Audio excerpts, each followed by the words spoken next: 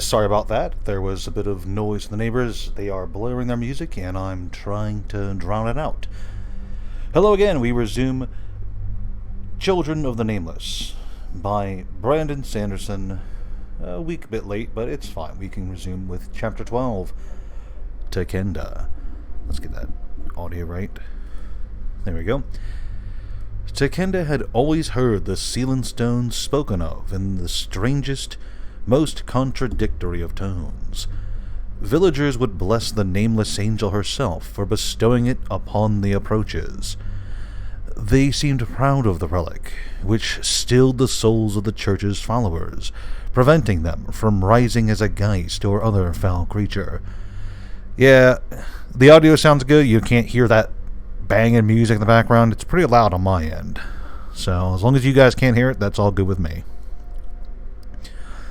But it also prevented a soul from returning to the bog, and so while the approachers were proud of the angel's blessing, most resisted conversion to the church.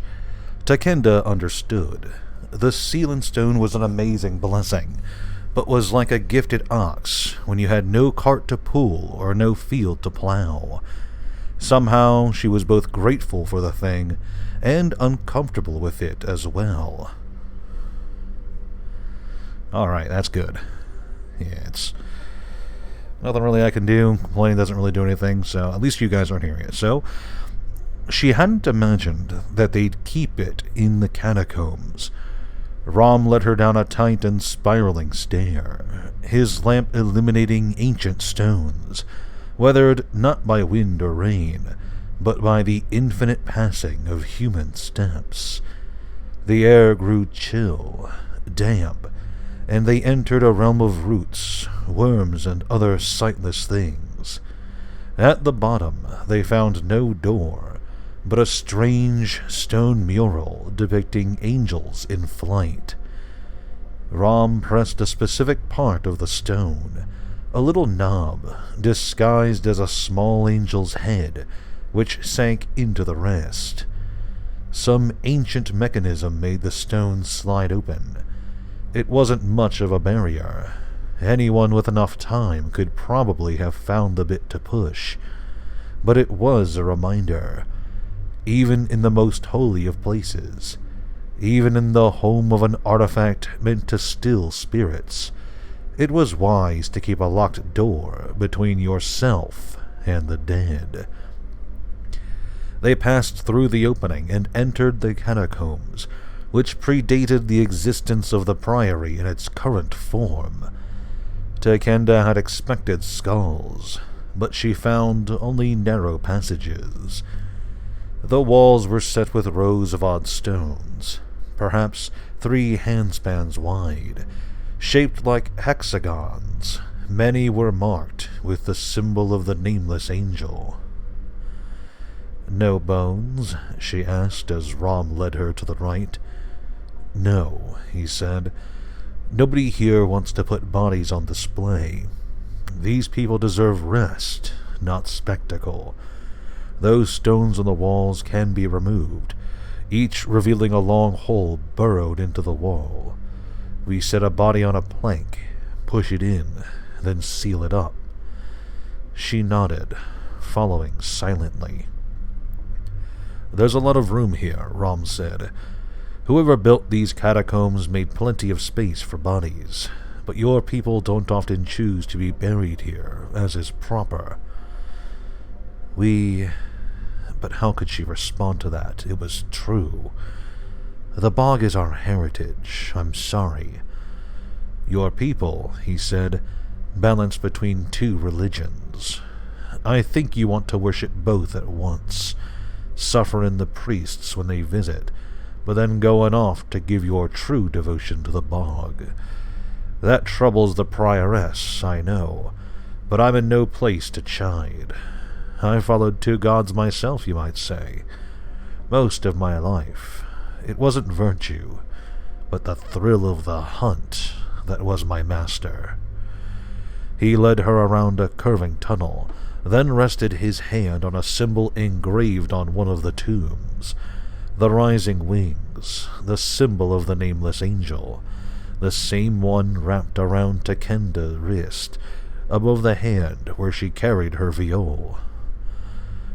"I'd heard about this bog of yours," Rom said, "before I came, so I wasn't surprised by it.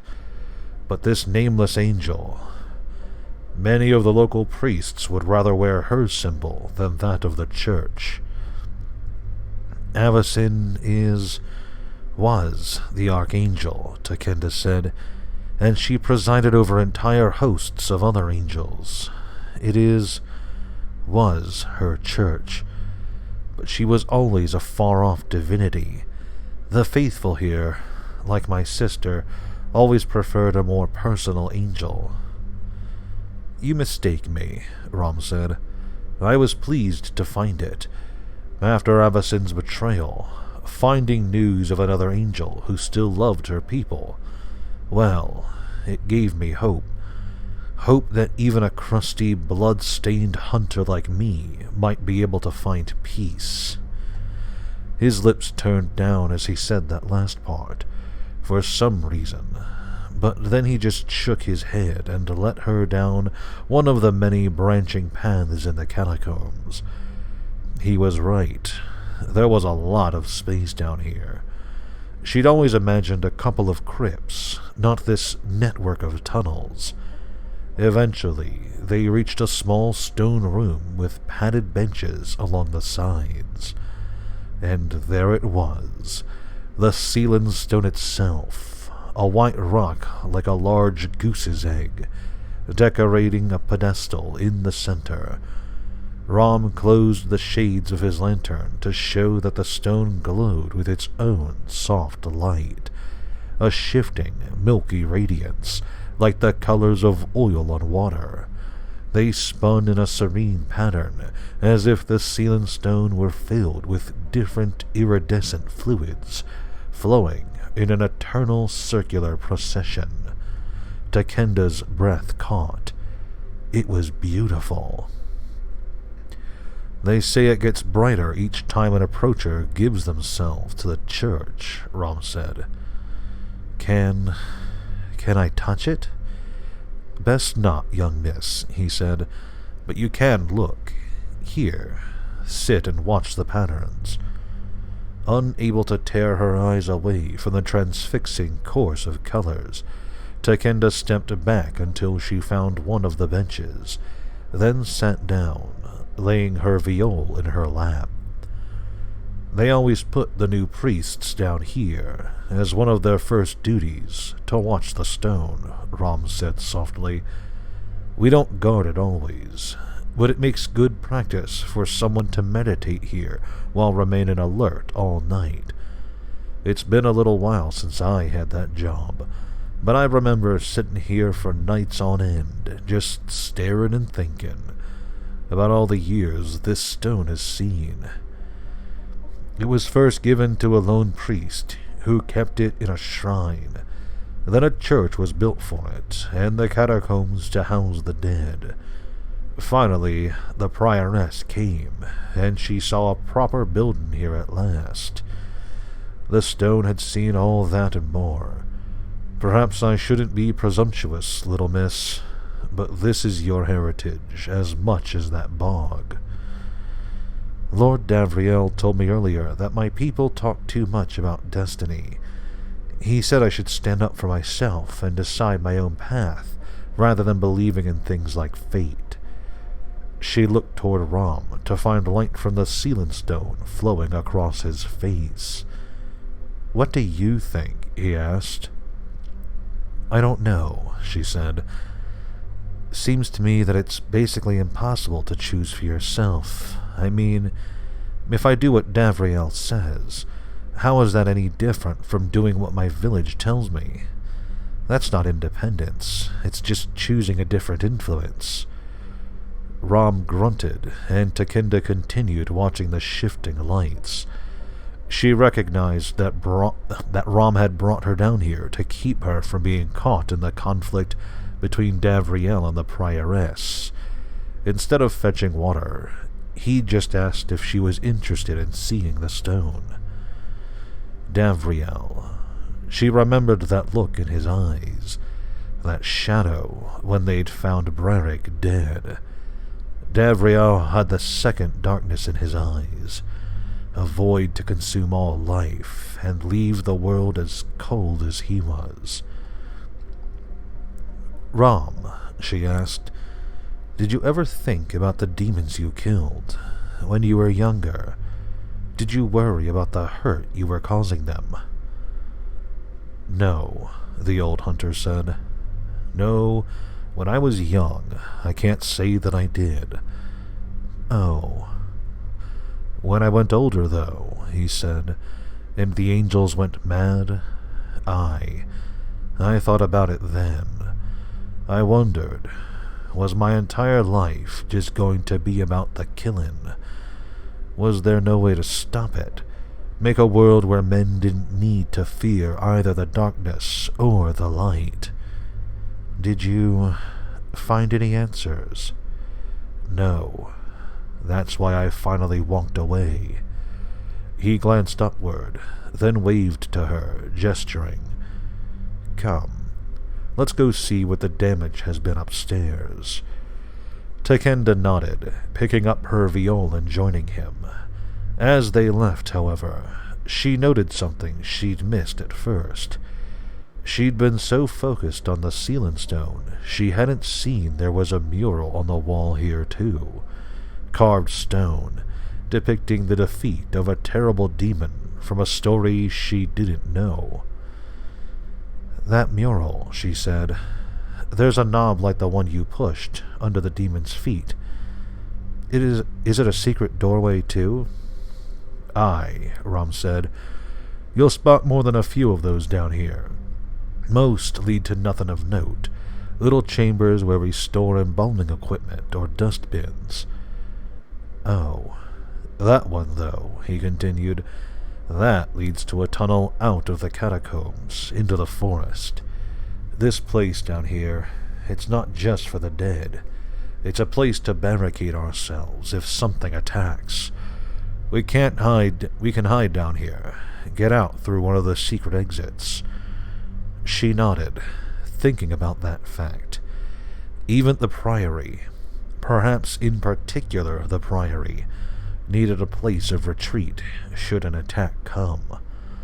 All buildings and villages were really just fortresses out in the darkness, careful to close their gates and lock them tightly at night. As they left, she glanced over her shoulder one last time at the iridescent stone. Strange that she'd lived in Varlazen all her life, but had never come here to see the Nameless Angel's gift. "And who is she to you? Have you ever seen her?" Perhaps it was best the Nameless Angel had vanished long ago. Stories had been enough for Willia, who had been drawn to anything that spoke of fighting against the darkness, but never for Takenda. She hurried after Rom, but as they wound back to the stairs, she noticed light coming from one of the other corridors. She tapped Rom on the shoulder, then pointed. "Oh," he said, "that? Just where we prepare the bodies of the dead and keep them until it's time for burial." She froze as Rom continued on. The bodies of the dead? Waiting for burial, like... Takenda couldn't help herself. She turned down that corridor. Rom called after her, but she ignored him. Soon she stepped into another small chamber, this one lit by flickering candles atop mounds of sloughed wax. The back wall held a carved relief of the Nameless Angel, her face hidden behind her arm, holding a carving of the sealing stone. 3 bodies in their burial regalia lay on slabs along the wall. One was a young woman with short hair, though others would mistake the two of them. Takenda couldn't understand how. Willia was leaner and stronger than Takenda, her hair shorter, but somehow more golden, and Willia was the far more pretty one, despite the fact that they had the same face. Rom stumbled up, then noticed the bodies. "Oh, what a fool I am, young miss. I should have realized." Takenda stepped up to Willia, lowering her viol in one hand, touching the other to the corpse's cheek. No, not a corpse, just a body. Willia's soul was still out there, recoverable, just like that of Jorl and Kari, who's bottomed the room. Willia looked so strong, even in death, while the faces of the others were frozen in masks of terror. She just looked like she was sleeping. Takenda held her hand to Willia's cheek, trying to impart some of her warmth to the comatose body, like she'd done in singing to her sister during long, cold nights, before either had known the extent of their powers. "You must choose your own path, make your own destiny," Davriel had said. That seemed an easy platitude when you were a powerful lord, when you didn't have a village to care for or a family to protect. Maybe it wasn't destiny that had kept Takenda in her place by the cistern, singing away the first darkness. Maybe it had been something stronger. "Is this where you have gotten to?" snapped a sharp voice.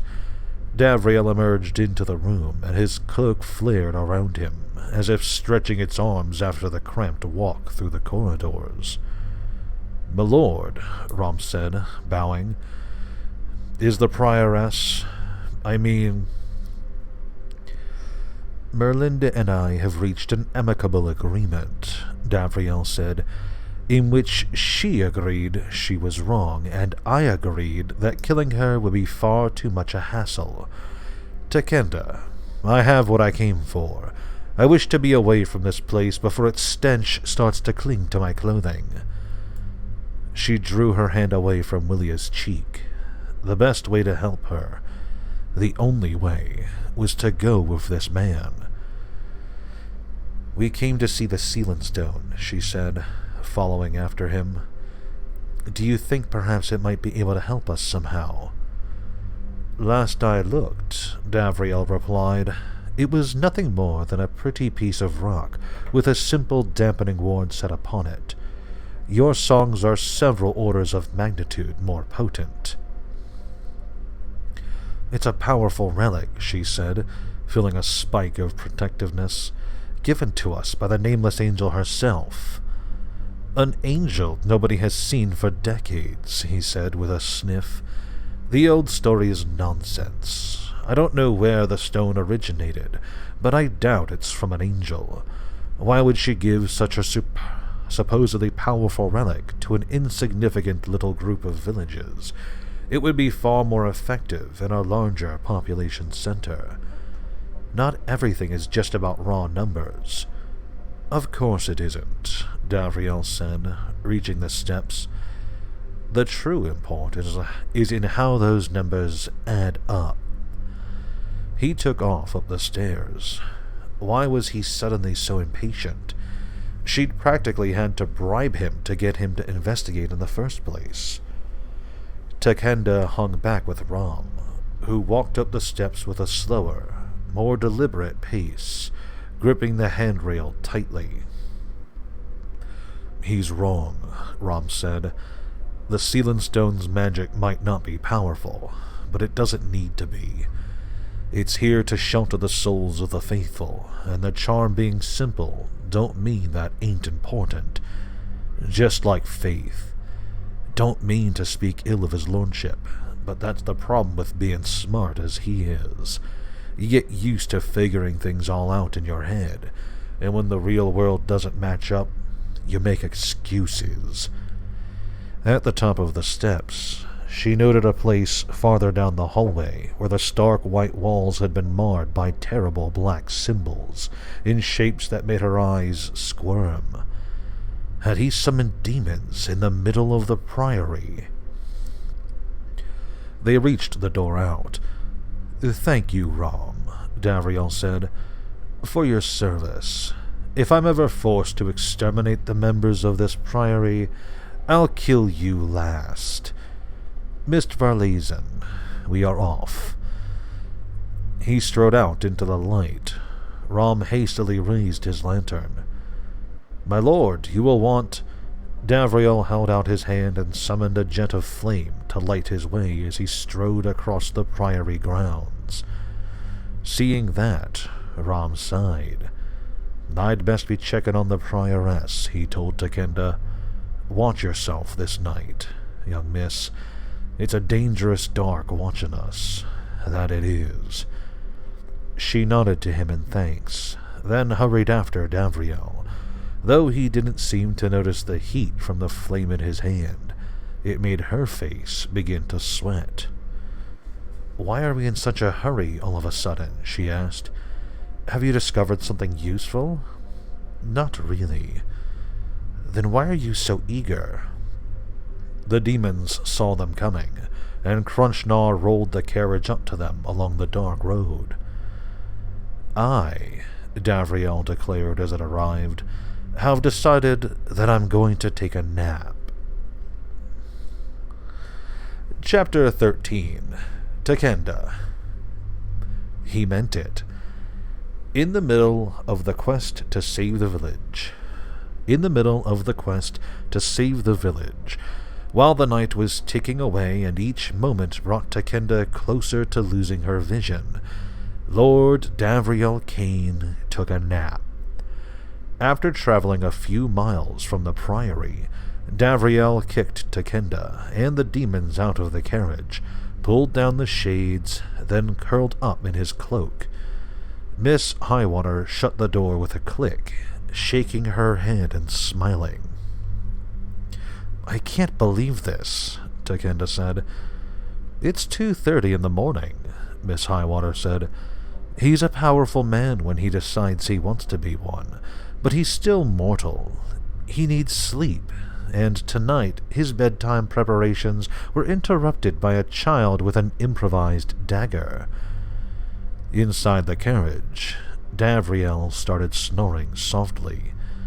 Crunchgnaw and Miss Highwater moved to a hollow on the side of the road, where someone had piled rocks to make a fire pit. It was probably a common stop on the way to the bog. She might have stopped here before herself, but her trips in this direction had always been during the day, when she'd been blind. The demons hauled over some wood. Then Crunchgnaw touched his forehead for a moment, igniting a small flame on his fingertip. Soon he had an inviting fire crackling in the pit. Miss Highwater sat with the lantern behind her, sitting primarily on a stone and looking through her ledger, then writing some notes. Water. Ooh, and a train. Great.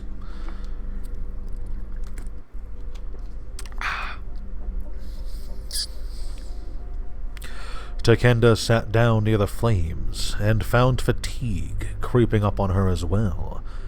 She was used to staying up through the night, but it had been a long night, exhausting, mentally and emotionally. She didn't want to let herself nap, though, not when alone with the demons, particularly Crunchgnaw. Still, despite his twisted face, prominent horns, and blood-red eyes, even he looked somehow human as he squatted by the fire, warming himself. I've never liked the overworld, he muttered. Too cold. I don't understand how you humans can live like this, half frozen each night. Takenda shrugged.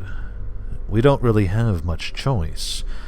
Though I suppose if we really wanted to go somewhere warmer, you'd happily take us. Crunchgnaw smiled. I doubt you would find the fires of hell to your liking, girl. Lesser demons like me are usually forced to give up our prizes to our lords. I have claimed the souls of 8 people during my existence, but have only ever been fed a small portion of each one. Don't you ever feel bad about that? Empathy for the souls you're taking? Guilt for what you've done? It is what I was created to do. It is my place in the world. Why should I feel guilt? You could be something else, something better. I cannot ignore my nature any more than you can, girl. Crunchnar nodded toward the carriage. He likes to pretend that anyone can choose their own way, but eventually even he will have to pay the debts he owes, and his freedom will last as long as an ember separated from its fire.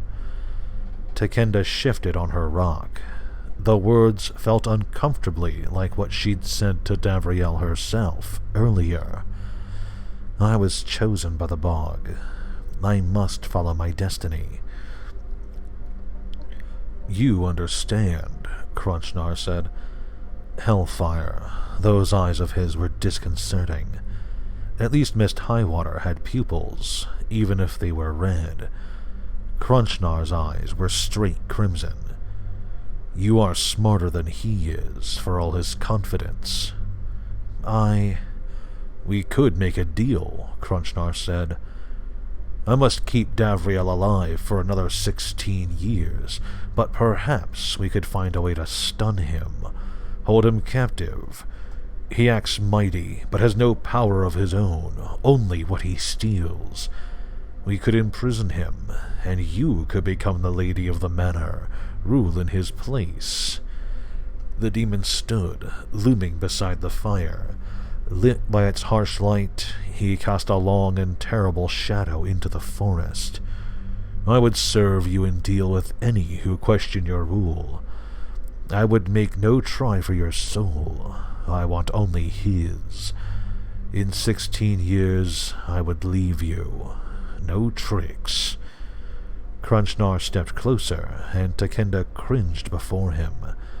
She bit her lip, then started humming. He flinched at the sound of the warding song. There is no need for that, he snarled. Takenda hummed louder, and the strings on her viol started to vibrate. Crunchnar, Miss Highwater said. Some creature is making sounds over to the north. You should go see what it is. Think about my offer, he said to Takenda, then nodded toward Miss Highwater. And ignore that one if she pretends to extend you a better deal. She's barely worth being called a demon these days. And you're barely worth being called sapient, Miss Highwater said. But we don't rub your nose in it, now do we? Be a good boy and do what I tell you. He growled softly, but stalked out into the underbrush. Once out of the light, he moved with a silence that surprised Takenda. For all his bulk, there was a dangerous grace about him. Takenda let her song die off, and the viol fell still. Thank you, she said to Miss Highwater. The song was hurting me too, child, she replied.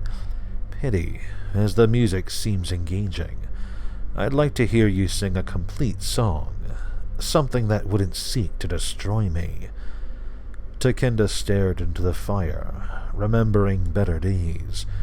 Days when she had sung other songs, at Willia's encouraging. Songs of joy for the workers in the fields, or sung when she'd felt the warmth of her mother's embrace. Songs now dead. Takenda leaned forward, warming her hands at a fire started with the heat of a demon's flame. Do you agree with Crunchnar about your nature? Miss Highwater tapped her cheek with her pencil, her eyes reflecting firelight, seeming to burn. Did you know, she finally said, that I was the first demon he summoned once he reached this land? Takenda shook her head. None of us had ever heard of him. We were newly free from our prison, where we'd spent what seemed like an eternity, though it was actually a relatively short time. Once free, we'd begun eagerly seeking contracts with mortals. I thought I'd make quick work of this dandy with the exaggerated clothing and the lazy way of speaking. I rushed into the contract, then applied myself fully to seducing him. But he barely glanced at me before sending me to count the currency in the former lord's coffer. Over the next few days, I tried every trick I knew, but each time he'd see me, he'd just give me another task. "Oh, Miss Taria, there you are," he'd say, as if that were somehow my last name. "I've been looking over the receipts from the village taxes, and it seems that many of them have been paying in goods. Bartering does make my brain ache. Would you see if this ledger adds up?" She shook her head, as if she still couldn't believe that it had happened. There I am, looking positively radiant, and he just walks past and hands me a list with the prices of livestock on it. "That must have been frustrating, I guess," Takenda said, trying not to blush too deeply. "It was absolutely infuriating," Miss Highwater said. "I finally demanded to know why he'd picked me, of all demons, for this work. He'd summoned the Feaster of Men to balance his accounts. And you know what he did? He pulled out some papers, copies of the contracts I'd done in the past. Demonologists make those, you know. They summon the contract, make a copy, and then read over the details to study their art. Well, he had about 10 of my old contracts, and he absolutely mooned over them, talked about how clever my wording had been, how neatly I'd ensnared my previous masters. To him, the contracts were the things of true beauty." Miss Highwater smiled, and there seemed to be real fondness in the expression as she looked toward Davriel's carriage. "He didn't care what I looked like. He summoned me specifically because he thought I'd be good at doing his ledgers. And he was right. I am good at contracts. I've always prided myself on that. It has made me an excellent steward. I'm not ashamed of what I am or how I look, but it's nice to be recognized for something else, a thing I have always prided myself on, but virtually every other person, mortals and demon alike, had ignored. So no, I don't think Crunchnar is completely right. Perhaps we were all created for a specific purpose, but that doesn't prevent us from finding other purposes as well." Takenda nodded and stared into the flames, considering that until a sound in a forest nearby made her jump. It was just Crunchnar lumbering back into the light. "Banshee," he said, thumbing over his shoulder. "Doesn't seem related. I frightened it off, but we may want to wake Davriel anyway." "Let's give him a few more minutes," Miss Highwater said. "That spell from the Prioress will have been painful to absorb, and he could use the rest if we're going to confront the bog." "Are you sure?" Crunchnar said. "He didn't summon you to be his mother instead of his lover." "Fortunately for me, you've already taken the position of pet dog." Takenda winced at the traded insults, but fortunately the demons fell silent as Crunchnar added a few logs to the fire. They didn't seem terribly concerned that a monster like a banshee was lurking out in the woods. But then again, who could say what would frighten a demon? It didn't feel right to be sitting here without making music. Though she'd spent many a night alone, lit by a lonely fire, she'd spent those hours at least plucking out a variation on the Song of Warning. She'd first manifested that when protecting her family. It had come without her needing to learn it. It had simply happened. The songs were an instinctive part of her. Wasn't that proof enough of her destiny? That the reason she existed was to sing that song? That, a voice seemed to whisper within her, and more. Eventually, Takenda raised her viol and began to pluck a soft melody. Not the song of warning, but something more sorrowful, more solemn. Crunchnar glanced at her as she began to sing, but this melody wasn't meant to drive them away. It was a song she'd never sung, but one that felt right for the moment. She closed her eyes and let herself be absorbed into the music. In that state, the song seemed to come through her, as if her soul were the instrument, and the viol merely an amplifier. Time, place, and self bled together as the song began to vibrate the strings on its own. She sang of loss, of death and the progress of time, of unchanging woods that watched villages rise and fall, faiths burn bright and die, children grow to ancients, then be forgotten as generations piled on top of one another and invite fires burned to ash. Of a girl who had been forced to stop her joyful music, and instead start singing only for the night. The song expanded from her, and the viol wasn't its only receptacle. The limbs of the trees vibrated, the stones hummed, the carriage rattled as a quiet percussion. Her song found any available path, and she was no more capable of controlling it than she would be capable of controlling the wind or the moon. But slowly, it changed, inched closer to that song she'd once known, that one her sister had loved. Takenda reached for it, but found nothing. She trailed off, the remnants of the song echoing inside her mind. She sighed, then looked up. The demons were gaping at her. Miss Highwater's ledger had tumbled from her fingers and fallen unnoticed to the ground. Crunchnar stared at her, his jaw slack. "What happened?" Miss Highwater asked. "I felt I was flying." Crunchnar whispered. "I was kneeling in the molten pools of Dawnhearth, and the fires were going out." He felt at his body, then looked around, as if surprised to find himself in the forest. The door to the carriage slammed open, and Davriel scrambled out, leaving his cloak behind. He stalked toward Takenda, his eyes wide. She shrank back as he seized her by the shoulders. "What was that?" he demanded. "What did you do?" I just sang." "That was no simple warning," he said, and she saw his eyes blur with white smoke. "What are you?"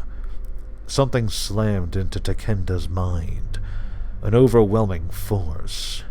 She felt hands reaching into her brain, taking hold of her soul. She felt no. The music surged in her, and she shouted. A burst of light flashed from her, spraying fragments like sparks into the night sky, as it slammed Davriel away from her. He was flung backward some 10 feet before crashing into the side of the coach, splintering the wood. He dropped to the forest ground with a muted thump. Crunchnar stood up, hand going to his sword, but it was Miss Highwater who arrived first, pressing a cold dagger to Takenda's throat. "What did you do?" the demon woman hissed. Takenda said. "I don't—" Davriel stirred. He lethargically pushed himself up from the ground. Leaves sticking to his shirt, he shook his head. Takenda sat in a rising panic, a knife at her neck. Davriel stood up and dusted himself off, then stretched. "Ouch," he noted, then looked at his carriage. Miss Highwater, I do believe I have marred this wood with an indentation made by my skull. No surprise, she replied. It's always been obvious to me which of the two was harder. She didn't remove the knife from Takenda's neck. Crunchnar belatedly drew his sword. Should I kill her? As amusing as it would be to watch her magic rip you apart, Davriel said, I might still have use of you, so no. He strolled up to Takenda. She felt so nervous. She was certain the forceful beating of her heart would cause Miss Highwater's knife to slip and draw blood. Davriel nodded faintly to the side, and Miss Highwater whipped the dagger away, making it vanish into a sheath at her belt. She picked up her ledger as if nothing had happened. Davriel, however, knelt down before Takenda. Do you have any idea what it is that lurks inside your mind? The songs, Takenda said. You tried to steal them. You tried to take my powers like you did to those hunters. For all the good it did, Davriel snapped his fingers, dark green smoke coloring his eyes. A small light flashed, forming a kind of glowing green energy shield above his hand. I stole a simple protection ward, which is what I expected to find inside of you. But as I touched it, I found something behind it. Something deeper. Something grander. He eyed Takenda, making the shield vanish. I repeat, do you have any idea what it is? She shook her head. Has it spoken to you? He asked. Of course not, she said.